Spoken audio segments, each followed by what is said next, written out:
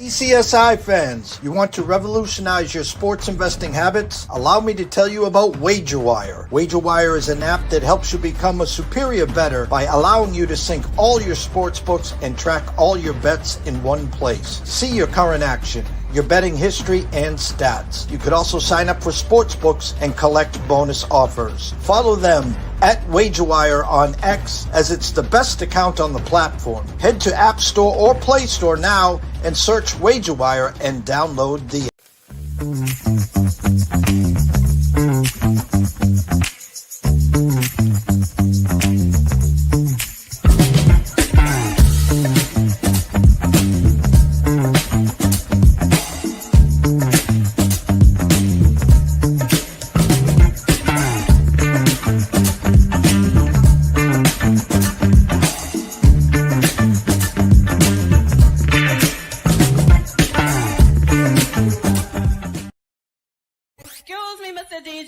Check this out, we got a great show coming your way. From the ECSI Sports Studios, the #1 sports information program in America, the Breakfast Bankroll, with your host, the sports broker, Jeff Dawson.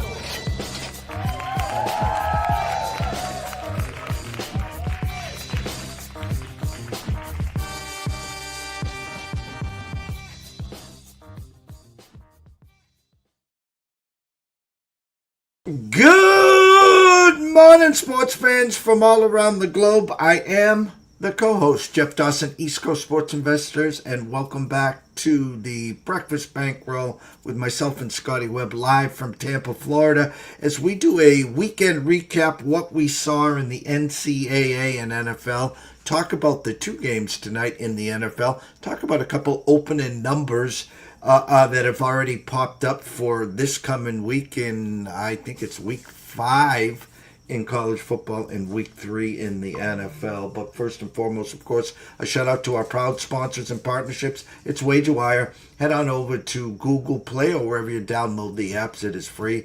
Travis, Zach, guys, safe travels, guys. Amber Hawley, Carol Bucks, myself, Matt Chappelle, Alan, the list is endless. Come on by, join the community. You'll have a blast there. And of course, AtlantaSteaksAndSeafood.com.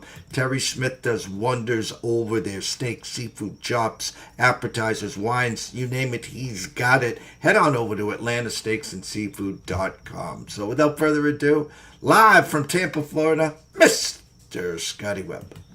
What's up, Scott? Hey man, it's on to another week, right? I mean, you know, it's do or die time for some of these teams. You know, Notre Dame's got to win some games now. Clemson's got to win some games now. You know, it's,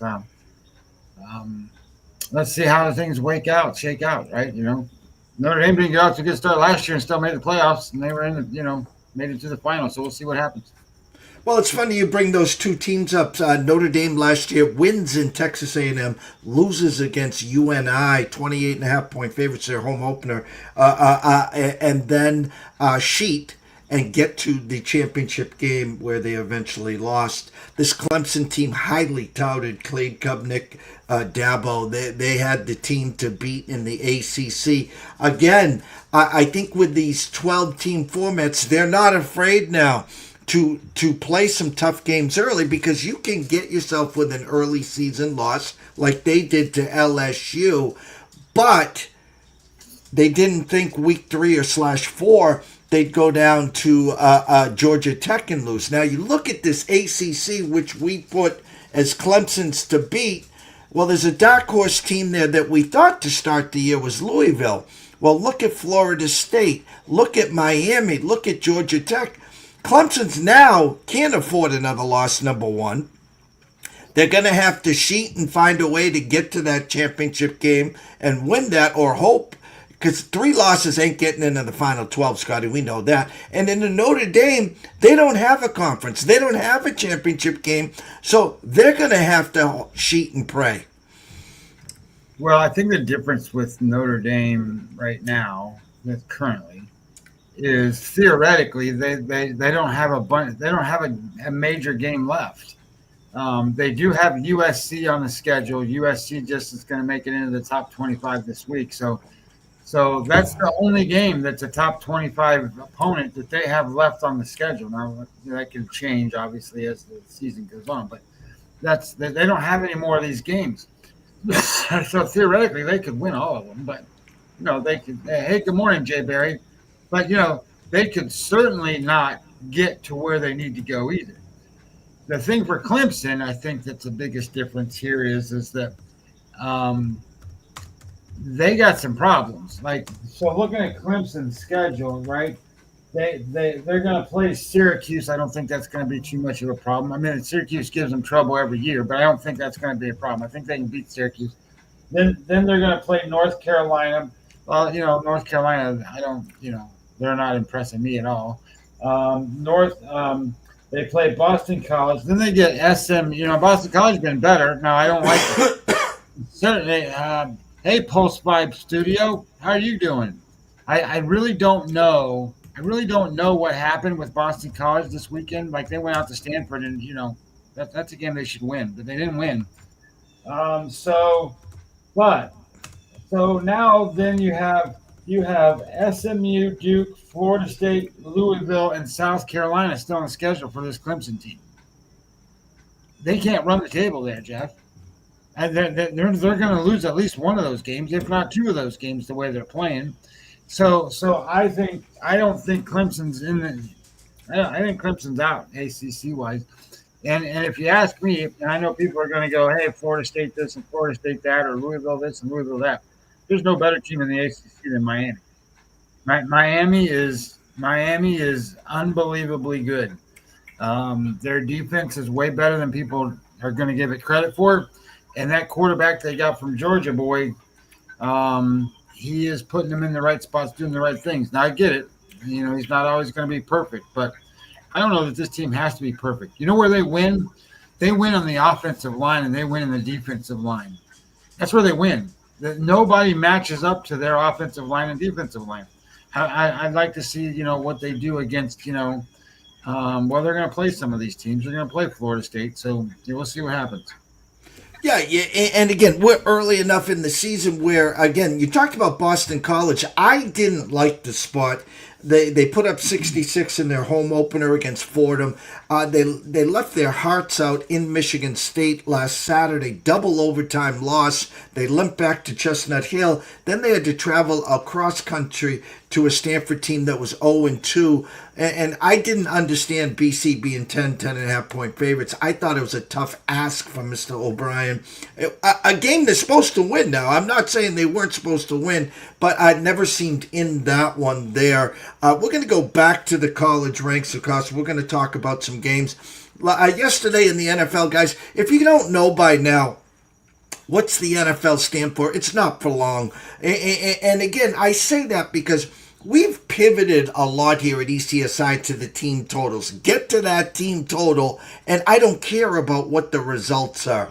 And I'm going to bring something up here. I'm in a contest. Pick 5 games every week against the spread, Scotty. And you have to be on the right side of the witching hour. You have to be, whether you need a defensive stop in the last 30 seconds like the Patriots, or you need to be on the right side with Jacksonville plus 3.5. No Joe Burrow. In comes Browning, who looks like Boomer Esiason 2.0. And the fact of the matter is you need that stop, or you need to kick the field goal and go up 6. But that's for another story here. So my point is, the Cardinals, 6.5 point favorites, up 27-3. They turn the ball over inside the red zone. A field goal, they go up 30-9. They cover that. Well, what happens? 2 late scores by Carolina, lands on 5. That's the NFL, Scotty, and some people will shake their heads. They'll be like, that's okay, I'm going to get off the mat. I'm going to get them this week. We got 2 games on Monday night. But as you know, ECSI VIPs, our play yesterday was the Vikings team total over 24.5. That kid looked outmatched. He has had 7 out of 8 bad quarters. Hats off to Atlanta. Great bounce back spot. They played great. Penix played great. Defense played great. They controlled both sides of the balls. But, Scotty, as you would like to say, that's the NFL, Scotty. Well, there's a couple things that I've decided this year that I'm going to do, and I forgot. So I did it this week. And college football on Saturday, I was 3-1, and NFL football, I made 2 bets. I won both bets. Now, granted, some of it's lucky shit, and some of it's whatever. NFL's NFL, right?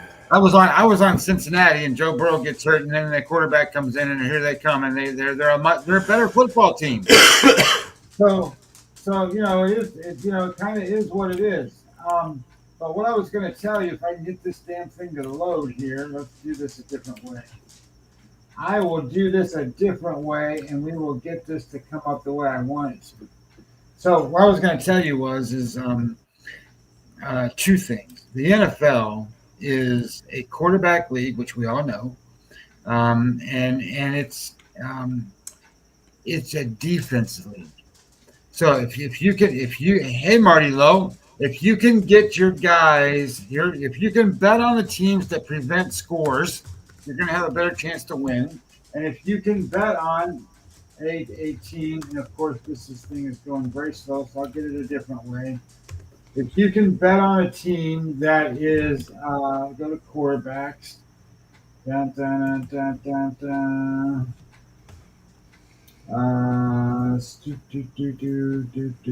That's not what I want. Offense, defense, data. Here we go. Data. Quarterback. That's what I'm looking for.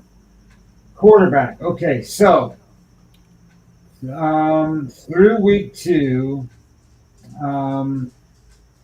your quarterback JJ McCarthy out of 41 quarterbacks now, because of the backups and other players that have played, he ranks 41st.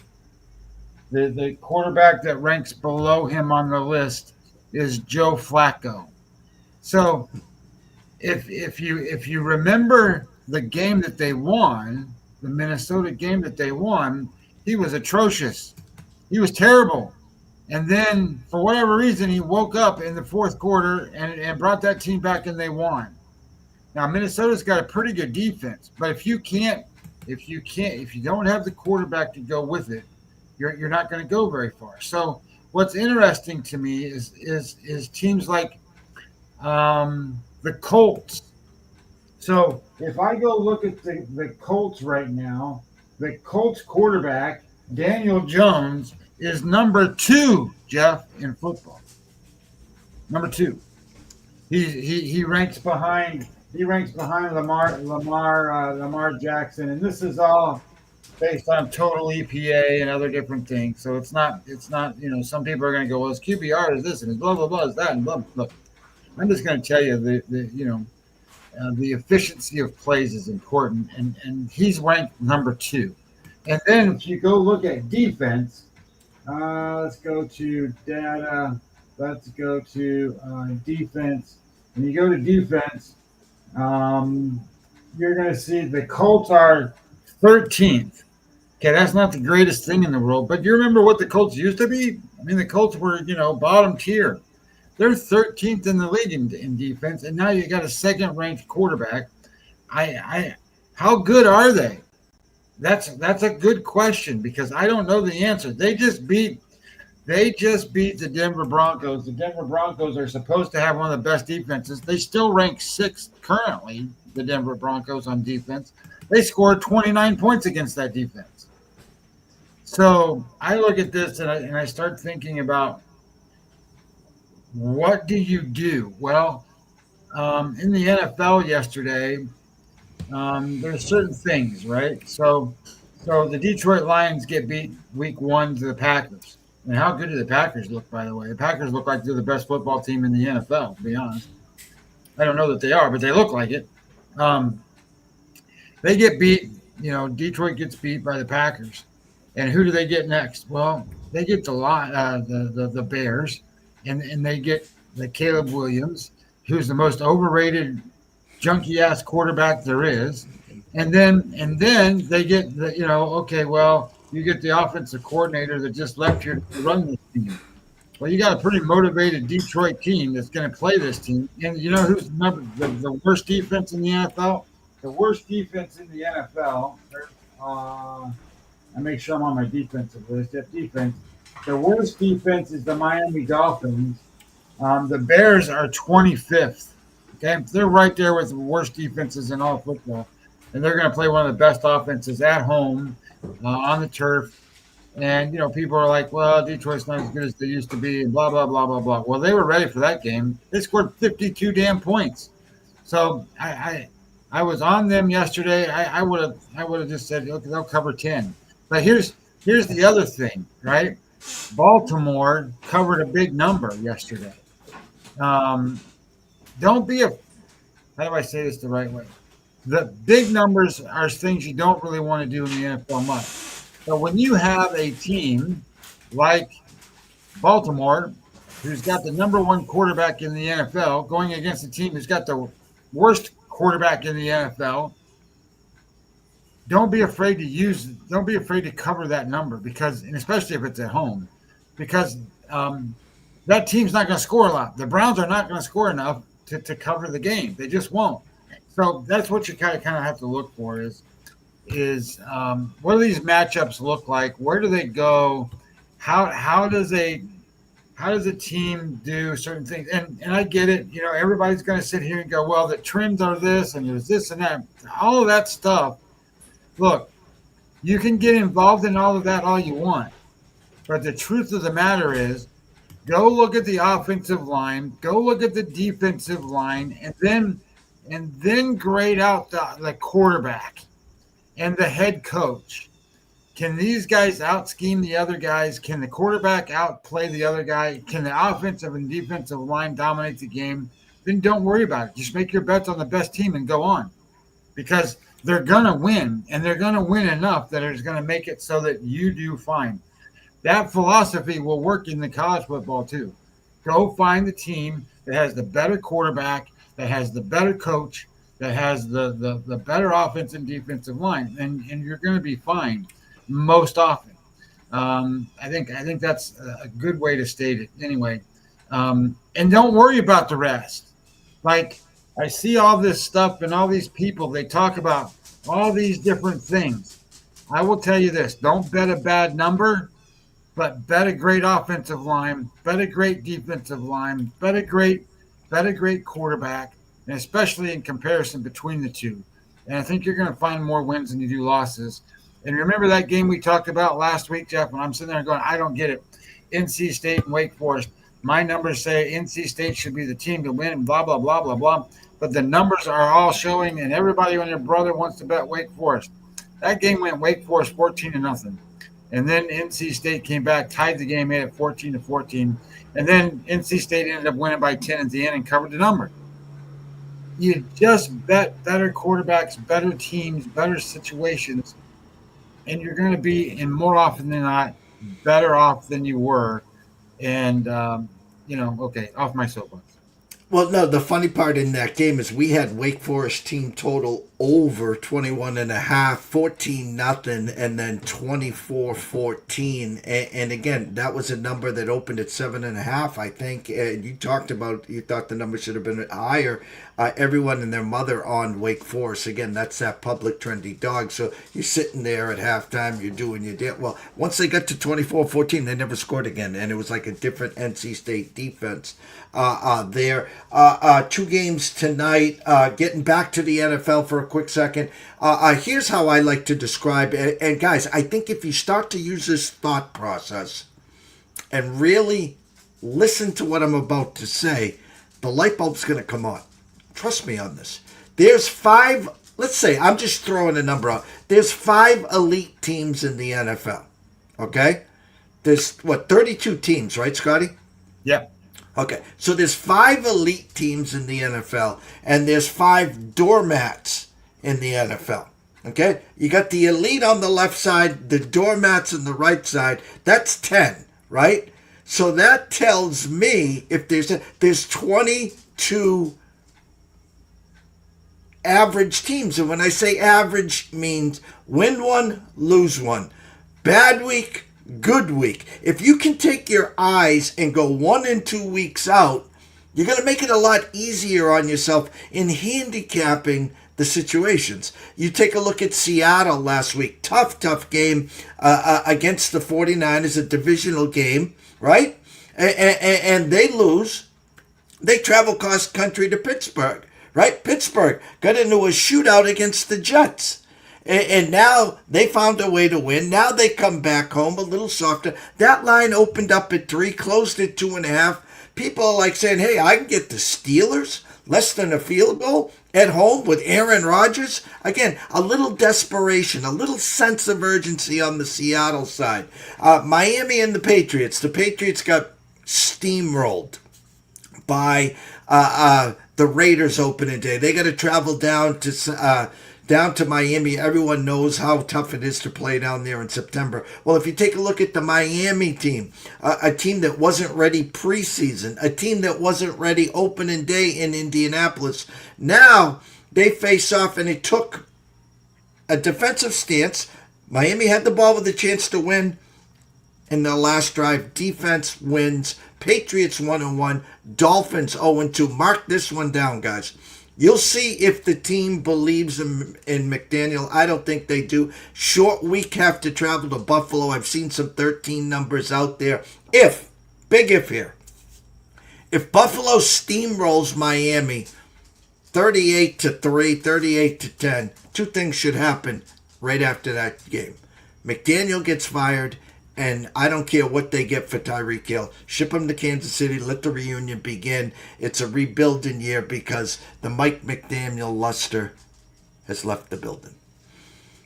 Well, it's interesting because looking at my spreadsheet here for the week 3 numbers, the look-ahead number in that Buffalo game was 10.5, and then it opened at 13. So I think people are sitting there, and the sharps are sitting there, and they're going, look, Buffalo's no good. Or not Buffalo, but Miami, they're not any good. And they're not only not any good, they're a disconnected group. And if you're a football team and you're a disconnected group, it can get ugly fast. And truth is, Buffalo's been playing pretty good defense, let alone having having the top quarterbacks in the league. I thought there was a couple of spots that was interesting this week. Indianapolis now, they're going to go play Tennessee at Tennessee.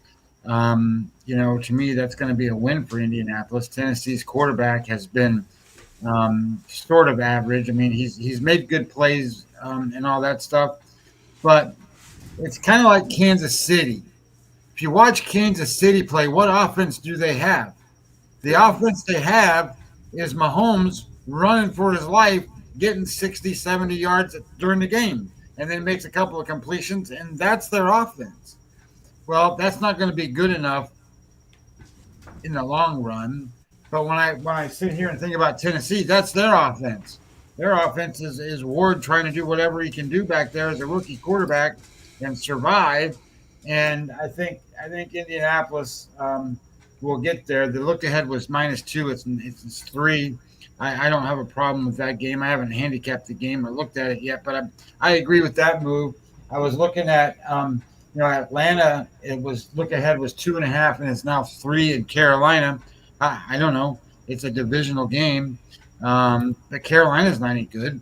I don't think Bryce Young's going to be the guy in Carolina. So Penix hasn't been. Penix is a good quarterback, but he hasn't played like a good quarterback yet this year. Their defense has been good, and their offense has been good enough. And I think, Sure. if I'm just sitting here thinking out loud, I don't know how they lose that game. The Raiders, they're going to play tonight against Washington. But I will say this. Daniels, for the quarterback for Washington, has not played like he did last year this year. So we'll see what happens as that kind of transpires. That's one thing I'm looking for. You want consistency out of that spot, and I don't think he's been consistent, or maybe he's been consistently bad. I don't know. Green Bay plays Cleveland, so there's going to be another win for Green Bay as they move forward, right? this week.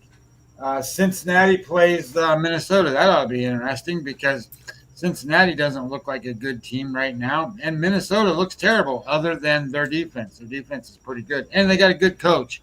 So, their coach might be able to get them a win there. And how about the Rams? The Rams don't look terrible, but they play at Philadelphia, so that's going to be a tough ask for them. Pittsburgh plays New England this week. An interesting matchup because I'm not sold on Aaron Rodgers. I think Aaron Rodgers has been giving. He threw 4 touchdown passes in week 1, but his grades for the game were not very good, and obviously his grades for yesterday are not very good either. And Drake May has been one of the top quarterbacks in the league, grade wise, for the last 2 games. So this could be a spot where I think New England kind of bounces back here and maybe gets a win.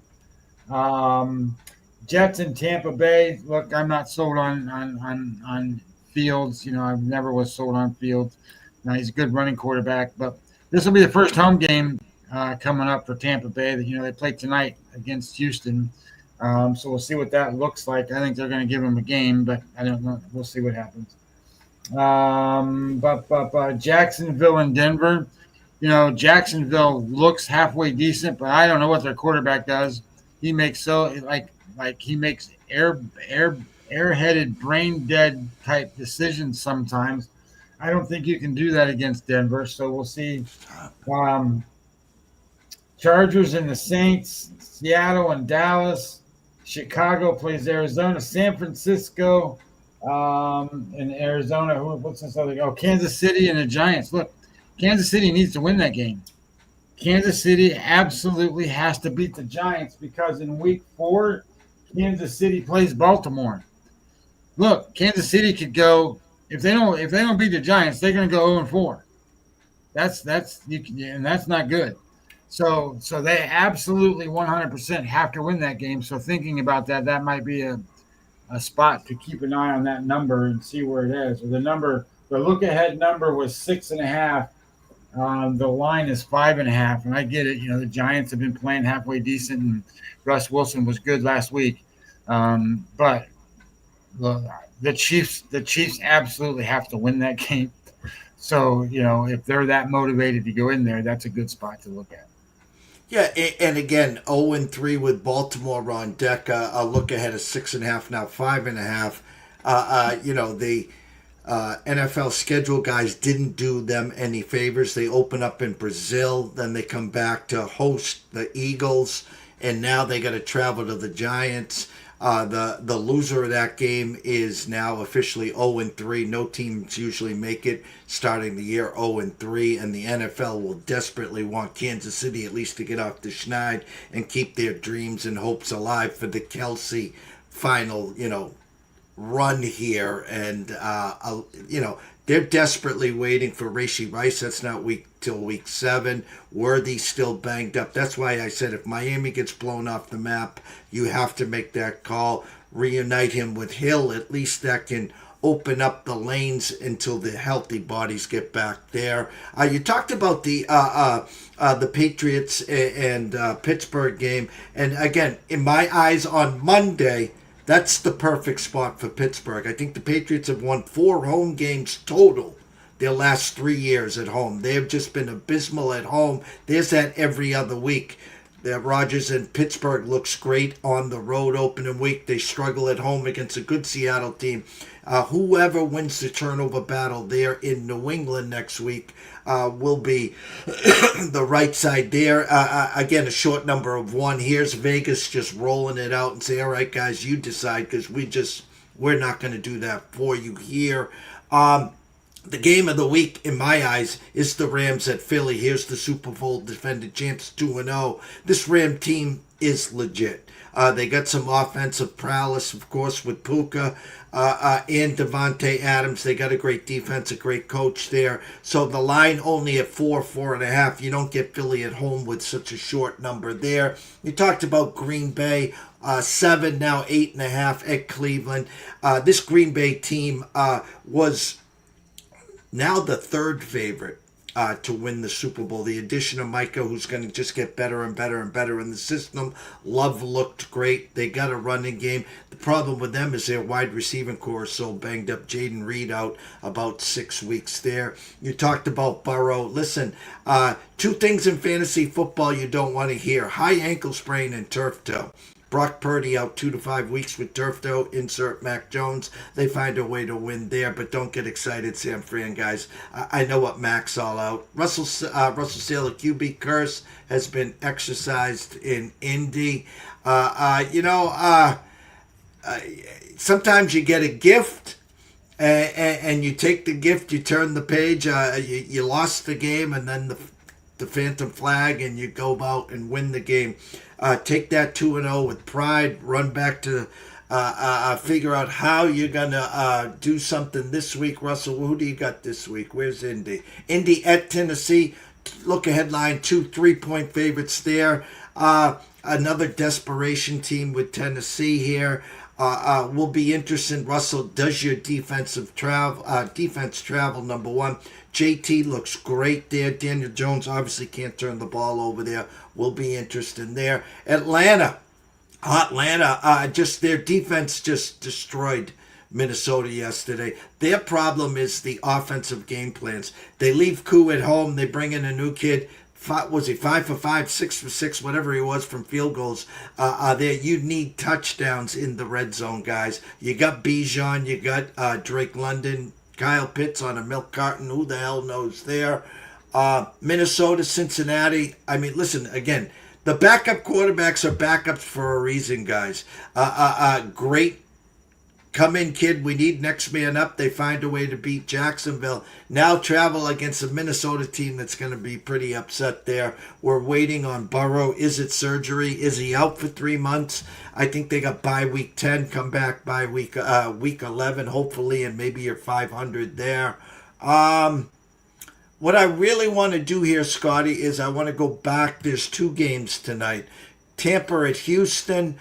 Houston 2.5 with a 43. I'm sorry, with a 2.5 there, and then the Chargers at Vegas. Chargers a couple extra days off. They were in Brazil. Now they travel to Vegas. I'm gonna just say this, guys, on this game before you break it down. The true opening line was 3.5. Okay, if it's 3.5, there's only one way it can go. It's down. They're looking for Raider money. Okay, if it was 2.5. They hope the public pushed it to 3 or 3.5 and go through the key numbers. So, again, I respect and trust the opening numbers. I think it's going to be a great game. I think the Chargers find a way to win the game. I think they win it by 4 or more. What is it, 46.5? This is that 24-17, 27-20-ish. There, it'll be the Chargers defense trying to slow down Pete Carroll and Geno there. Brock Bowers is still a question mark. If he doesn't play, insert Michael Mayer there. 2 games tonight, Scotty. Thoughts on both games tonight? I think it's interesting. There's a lot of line movement in some of these NFL games, but there's not really been much movement in these 2 games at all, and they're the Monday games. So I thought that was interesting. There wasn't a whole lot of movement. And then 2, I think that I think this is a tough spot for Tampa Bay. I think it's a tough spot because Tampa, this is their 2nd road game, right, in a row. They haven't played a home game. They played last week. I think maybe that's a pretty good team for them because they beat Atlanta in Atlanta, and I think Atlanta's going to be a good team. So, or it seems like they're going to be a good team. Maybe maybe they, maybe not, but I think they're going to be better than what people thought. So that's pretty good that Tampa beat that team. But now they got to go on the road again. I think Houston has a really good defense, but I think their offense, they just haven't figured it out. I think the one thing that I don't know that a lot of people really realize is Chris Godwin's practiced all week and he's supposed to play tonight. And the tackle Wirfs has practiced all week and he's going to play tonight. If you get Wirfs back and you get Godwin back and you can do more with this offense, then I think that gives them some additional weapons. I don't know how in shape they are and ready they are to play. I'm sure they wouldn't put them out there if they weren't. But at the same time, I think that's going to be something that helps Tampa Bay And now that they got Ibuka and everything else that goes on with that team, I think they have the firepower to at least attack the Houston defense. I don't know what kind of offense that Houston is running right now. I think the offensive line's a problem. I think that Stroud's been under duress a lot more than he hasn't been. And, I know that, one of their big success has been, hitting the wide receivers, deeper in passes. But, I don't know if they're going to be able to do that against Tampa. If Tampa can get pressure on the quarterback, I think this is going to be a tough spot for both teams. So I guess my initial thoughts is that Houston's defense is pretty good, should be able to do some things against the Tampa offense that's going to be their second week in a row on the road. And then I think, Tampa's defense is going to be able to hold Houston. So I would look at this game more in an under situation than I would on a side. I don't know who's going to win the game. I really don't. If you were getting 3.5, then you would take the 3.5 and take it, and that's how you would play it. But it's not 3.5; it's 2.5. But it's been 2.5 all damn week. So I think people are sitting, or the banks or the books are sitting there going, it's 2.5. We want you to keep betting on Houston. We want you to bet Houston. It's the better line. 2.5 is the better line. Bet Houston. Bet Houston. Bet Houston. So that kind of worries me there, thinking that, the books probably want Tampa to win this game. So I'm just going to I probably will watch it. I probably won't bet it, but my thought is under or Tampa. But you got to get the number. You got to get 3 at minimum. If you don't get it at 3, you can't play. So, and my other thought is don't bet Houston at 2.5 because it's been that way all week and nobody's moved it. So, and then the other game, there's a rival matchup between these two teams. I don't think the Raiders are any good. Now, having said that, they have a new head coach, and that matters because Pete Carroll instilled what a professional football team's supposed to look like. He brought in a new quarterback. And Gino is not the greatest quarterback in the world. Don't get me wrong. But at the same time, he's a veteran quarterback. He's very accurate with the football, makes good decisions most of the time. And they got a pretty good running back there, in Genti. And they got Brock Bowers. Now, from what I saw, Brock Bowers is going to play tonight. So I think he's in the lineup. So that's very helpful to the Raiders. I mean, he's one of the best players offensive-wise in all of football. So we'll see what happens there. I don't think the Raiders have wideouts that can attack the Chargers defense. If anything, I was most impressed with the Chargers defense against the Kansas City last week in Brazil because, Kansas City did nothing. And I get it. Herbert was great, and they had a good game plan against the Kansas City's defense, who played well against Philadelphia. I don't think the Raiders have a defense that matches that at all. So in my mind, this is one of those games. Where's this game at? This is in Las Vegas. But in my mind, this is one of those games where I think the Chargers are just outclassing the Raiders enough that I think that it comes down to, this number opened at 3.5. It's 3. People bought the hook with the Raiders at 3.5. I understand that. It's 3 now. So if I was going to lean one way or the other, I would lean on Harbaugh's group because Harbaugh's got a better defense. I think he's got the better quarterback. And I think the Raiders, even though they showed up and played pretty well in New England last week, this is a tougher ask of this team to attack the Chargers. So I think the Chargers are the right side here at -3. I'm not going to go with the over the under. I mean, people bet it up to 46.5 from, it started at 47. Then it was the look ahead number was 44.5. So people are betting the over in this game. I'm not going to touch the over, or the under. I think, you can't play much better than what the Chargers did against the Chiefs. I don't expect them to play that well, but I do expect their defense to be able to keep the Raiders at bay, and then their offense be good enough to handle the Raiders. So I think the right side is the Chiefs or the Chargers. No, I agree with both. Again, guys, just the way I read the market and stuff. Two things again. I'll emphasize: Chargers opened up at 3.5 for a number for a reason. If you can get 2.5, fine. That number of 3, if you want to watch a game for 3 hours, it lands on 3 with a late touchdown for the backdoor front. I do think the Chargers are the right side there. I'd look at some team totals for you guys over there. Again, I'm seeing some 25 and a halves, 24s and a halves. Again, Vegas has got them right around 24. Do they get to 27 is the question there. Chargers 21 and a half juiced under in 2 spots. There's a 22 and a half and there's a 20 and a half over. So again, 24-20, 24-21. Is it 27-20, 27-21 there? In the other game, Tampa team total 20 and a half juiced under. Which is kind of comical at the Hard Rock. 21 and a half juiced under is the consensus. Houston 22 and a half, 23s and a half. So again, 23-20. That's where Vegas has got that one there as well. Myself and Scotty will be back Tuesday. We'll be back Thursday. Friday up in the air there. To break down all this stuff, give you some advanced analytics, some advanced numbers, some opening numbers and stuff like that. Try to get a couple in plays early to start off. Before I let you go, 2-week race now in baseball. Ready? I'm just looking at the updated standards, and then I'm using the wild card here. Toronto, congrats, they will win the division. Detroit will win the division. Right now, Seattle's got a 1-game lead over Houston in the wild card as it currently sits.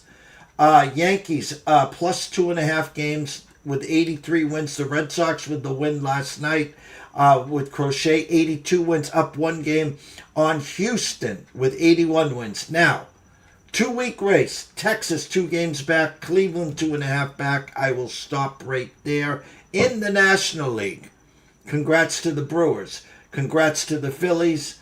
And right now, as it sits, the Dodgers with 84 wins and the Padres 82. In the wild card, congrats to Chicago, 8.5 game lead. Congrats to the Padres, 5-game lead. Now we get the Miracle Mets. 77 and 73. If you go back 2 months ago, go back 6 weeks ago, go back a month ago, this team was in. Now, they have a 1.5 game lead. I'm going to say this because I can't believe this, Scotty. Don't fall off your chair.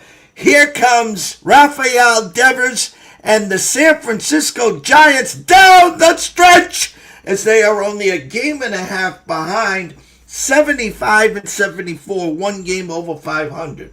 The Diamondbacks with all their injuries, 75 and 75, 2 games back.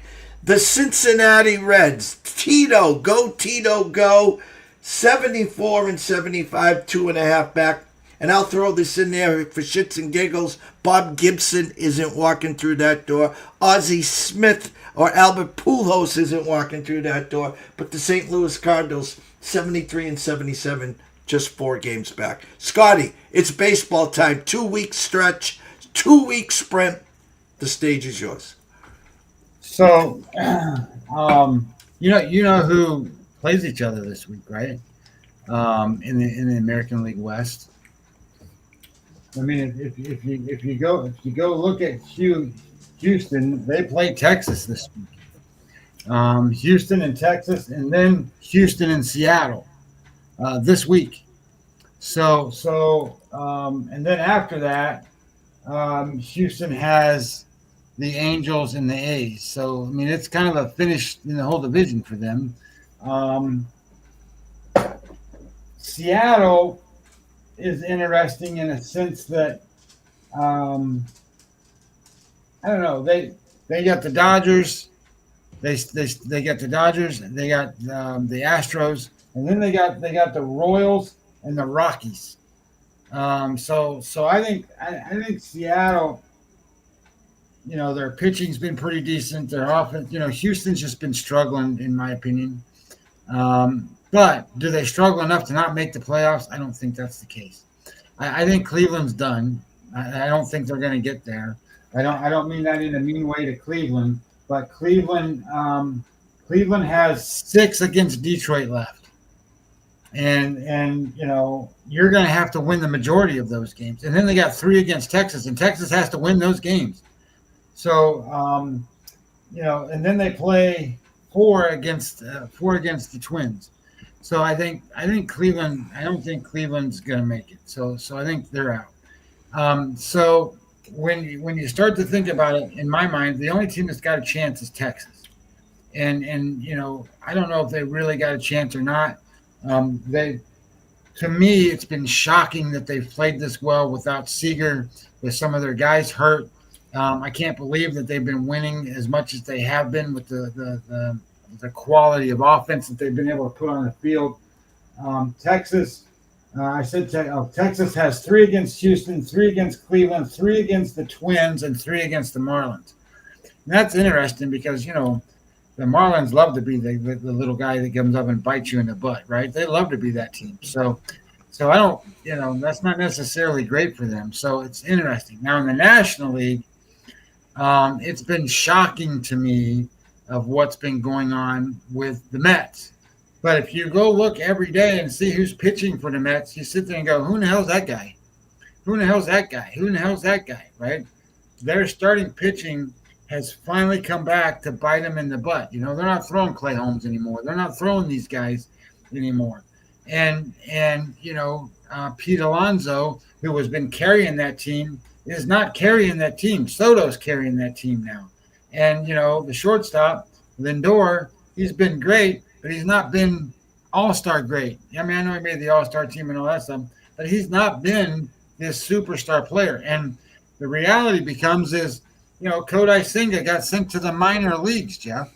You know what I mean? So that's their problem. The Mets, now where's the Mets? The Mets play 3 against the Cubs, 3 against the Padres. Now, they get 3 against the Nationals.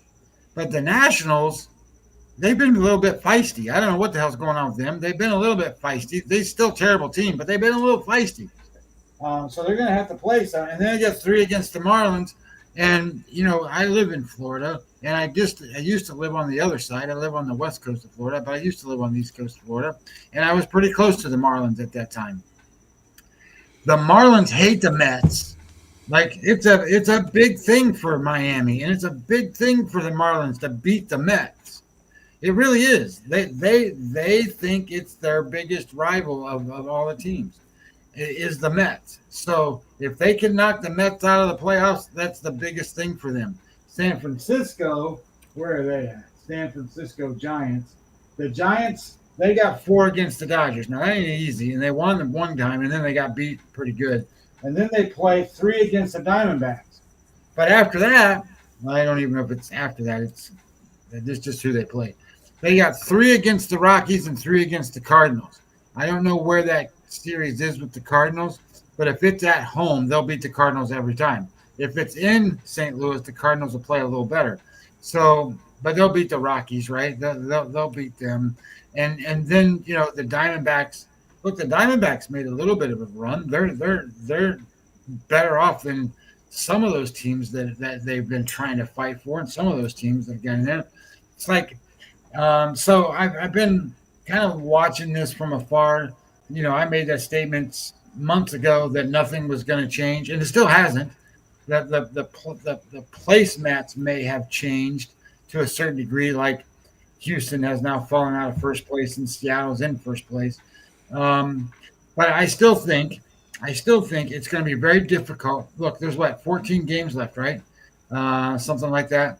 And in those 14 games, if a team goes 7-7, another team's going to have to go 9-5 to tie them or catch them or go ahead of them. Or to beat them, they got to go 10-4. Well, that happens in baseball, but it doesn't necessarily happen like now. I still think the teams that are where they are going to be there at the end. I still think that way. I think the Mets are going to make it. I think that these teams are going to get in. The teams that are having the toughest spots, like the Dodgers. You know who the Dodgers still play? The Dodgers have 3 against the Phillies, 3 against the the Mariners, 3 against the Giants, and 3 against the Diamondbacks. They got nobody under 500 that they're playing right now. None at the rest of the schedule. So that's not necessarily easy. That helps the Padres for sure. But a team like Cincinnati's been knocking on the door this whole time, and they can't get across the goal line, and now they're falling back. And they got 3 against the Brewers and 4 against the Cubs, and then they got 3 against the Cardinals. And the Cardinals and Reds play these awfully crazy games, and the Pirates play crazy games against the Reds, and they got 3 against them. So I think those teams are out of it. I think the Royals are out of it. Stuff like that. So I think there's only one team in the American League like Texas. Texas has a shot, and I do think San Francisco has a chance. But to be honest, I don't think they get there though. Who did the Mets play? Did I come up with that? Where's the Mets? The Mets play 3 against the Cubs, 3 against the Padres, 3 against the Nationals, and 3 against the Marlins. So, they got 12 games left, and in those 12 games, if they go 6-6, then San Francisco, they play 13 games. They play 4 against the Dodgers. What if they only win one of those games against the Dodgers? They go 1-3. They got to win all the rest of the games. I think that's too much to ask. You know what I mean?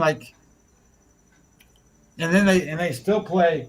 They still have to split with the Diamondbacks, and then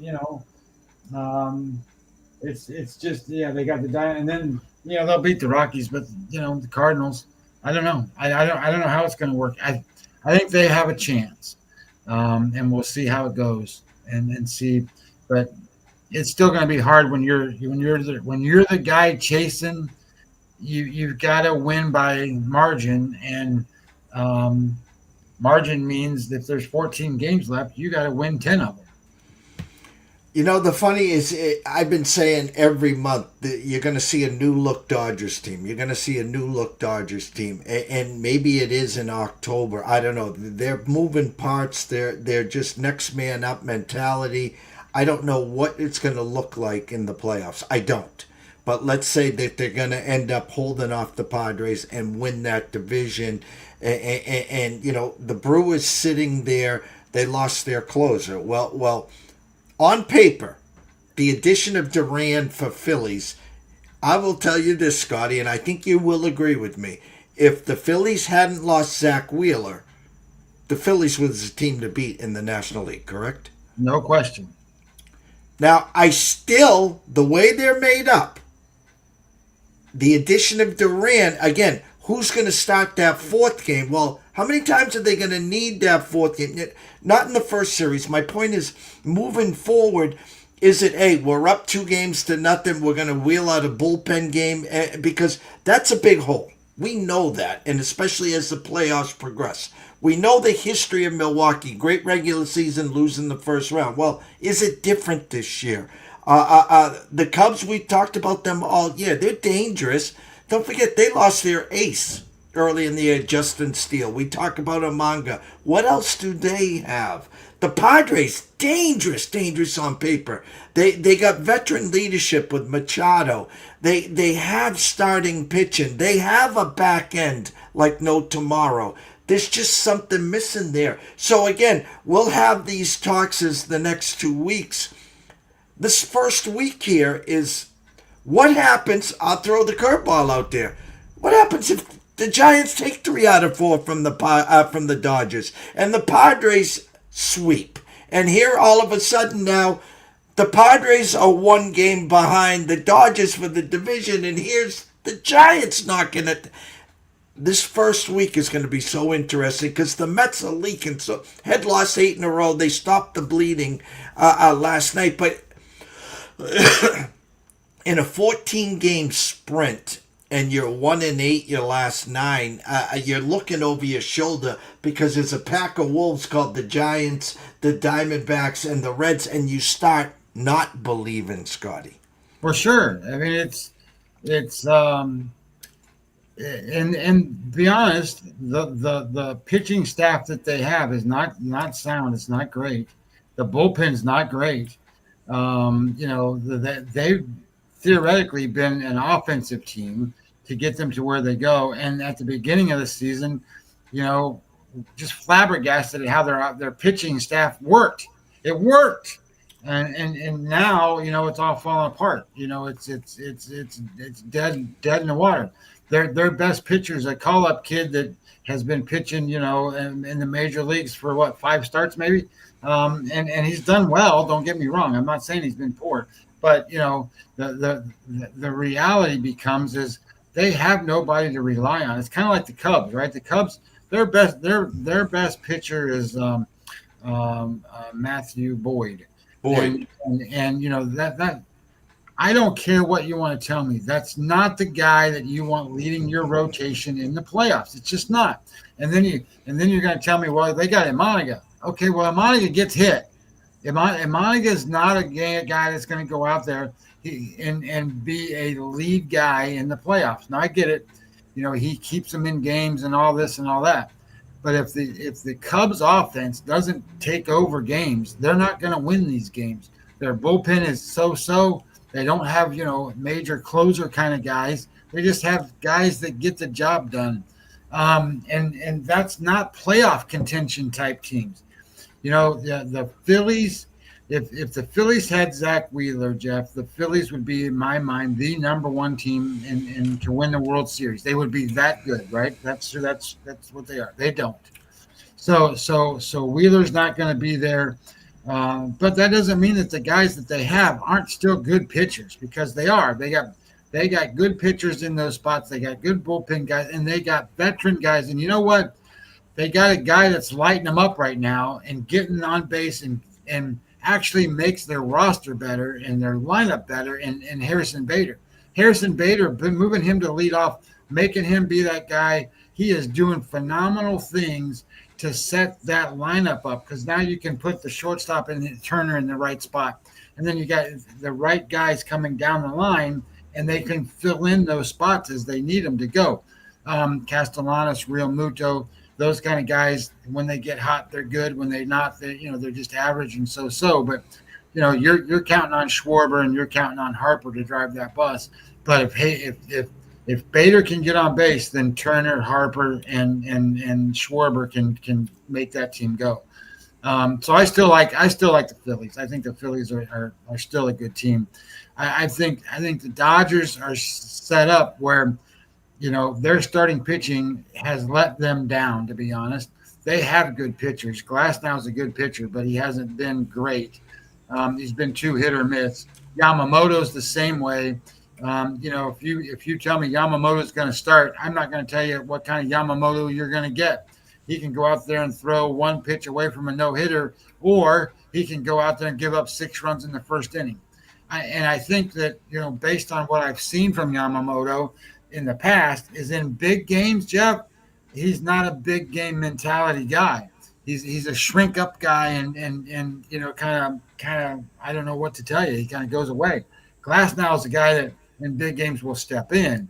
I think Ohtani's a big game pitcher that will step up and step in.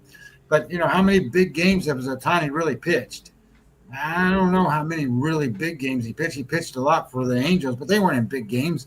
And last year he didn't pitch at all for the Dodgers. So I don't know that he's really, if you count Japan, maybe he's pitched in some big games over there. But I don't know how many big games he's really pitched. So, and Snell's a big game pitcher. I mean, he is. Now you don't know what you're going to get if he can throw strikes or not. And again, he might only go 5 innings, and you're going to have to go get him because his arm's going to fall off. And then you got a bullpen that's been pretty good but overworked. So it's all about their offense. Can those 3 guys at the top of the order make it go? If they can, then they're going to win games. If they can't, then they won't. And that's kind of been where it's at. They've been so hit or miss with those guys that I don't know. I don't think the Brewers are going to be there, Jeff. I just don't. You can go, hey, I got Freddie Peralta, and I'm going to go, yeah, okay, well, let him go in there and pitch and give up 4 runs, and you lose. And I get it. You got a team of guys that are going to hit the ball and move the ball, and they're not going to strike out a lot. but against those pitchers they might. So I don't think I don't want to discredit Milwaukee because they've done a lot. They've done a lot this year, and how they play is great. They're ahead of the Cubs, and the Cubs are probably a better team on paper than they are. And I just think that as you kind of go round and about and way to look at it, I don't know. The National League is kind of open, but I still think, my opinion, I still think the Phillies are the best spot to bet on. I think they're the best team in that division, or in that in the whole thing. I think the Padres are a great team, and I would love for the Padres to click and have their guys going crazy at the time that it goes, because they can match up in a lot of ways to a lot of teams, but if they're not hitting and the only guy you got is Machado doing anything, they're not going to win. Urias, this claps the ball around and does whatever, gets on base and all that stuff, but that's, you need more than that. And in the American League, Jeff, I think the American League, and it has been all season long, I think it's wide open. And the truth of the matter is anybody, any of those teams can win. In the West, you don't even know who's going to win, Seattle or Houston. And then you sit there and go, I don't think Seattle or Houston could beat the Yankees or the Red Sox in a series. I don't think they could beat either one of those two teams. And then you got the Tigers. I think that's where you're going to run into. I think you're going to go, this is going to be Yankees, Red Sox, or Tigers. That's my mind. And maybe it is what it is. I think it's going to be Yankees or Tigers. And to be honest, I don't think the Tigers have enough to beat the Yankees. So I know they beat them a little bit here in the last series, but I think they just been there, done that. They got guys that are going to be good. Fried's going to be good. Rodon's going to be good. Heel's going to be fine. And then, what do the other teams have? What do they have? I just think, I think Houston's got two pitchers and that's it. And they got no offense. So, and then you sit there and go, well, what's Seattle got? Well, they are supposed to have pitchers. Well, they don't really have those guys. They don't have those superstar pitchers that they thought they had. They're good pitchers, don't get me wrong, but they're not elite. They're not, Gilbert is not like, he's not like Scoobo. So you sit there and go, well, he matches up to some of these other guys. Maybe he doesn't match up to Fried. Maybe he doesn't match up to Rodon. I don't know. But my point being is their offense is so hit or miss. And they went and got guys to do the offense. And, you get in the playoffs, they'll walk rally every time. Your walk. You're not hitting home runs. Your walk. Or Rosarena, you're going to strike out all the time. And Rodriguez, well, we'll take our chance with you because you're just, whatever. Well, we'll know a lot more on Thursday. Everyone in the American League, everyone in Detroit. Scooble's going to try to make his next start. He did leave after 3 1/3, I think. An issue with the side, says he's ready to go. Now, what does that mean? Get all lathered up, give us 5 innings and 80 pitches, or does he get shut down? If Scooble gets shut down, Tigers, they're out. That's a wrap there. I agree with the Red Sox, the Yankees. Hats off to Crochet. Big outing there. Chapman just doing his thing there.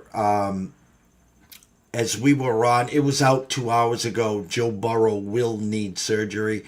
So they're looking for every option possible not to get that surgery. They're looking for veteran quarterbacks out there on the waiver wire, quote, as we speak. So if he does have surgery, out for 3 months there. It sucks for the NFL. Listen, Joe Burrow, Joe Cool, whatever, is just an elite talent. But when you invest $265 million or $275 on a quarterback, you need to protect him. It was a freak injury.